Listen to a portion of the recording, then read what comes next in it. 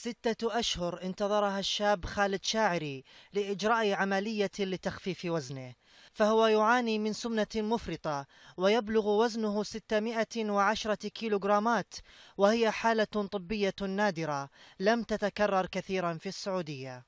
الحكومة السعودية لم تقف مكتوفة الأيدي أمام حالة الشاب خالد شاعري، فقد أمر خادم الحرمين بعلاجه في مدينة الملك فهد الطبية بالرياض، ما استدعى نقله من محل إقامته في جازان بطائرة خاصة تم تجهيزها وتزويدها بجميع احتياجات المريض خلال الرحلة، بالإضافة إلى الطاقم الطبي المتخصص الذي رافقه في الرحلة. عملية نقل خالد لم تكن سهلة على الإطلاق، فنقله تطلب فرق إنقاذ مختصة من الدفاع المدني وسيارة إسعاف، إضافة إلى رافعة قادرة على حمل 60 طنا، بالإضافة إلى رافعتين تستخدمان في المعامل. كل هذا كان في سبيل نقله من منزله إلى سيارة خاصة ثم إلى الطائرة ومنها إلى الرياض.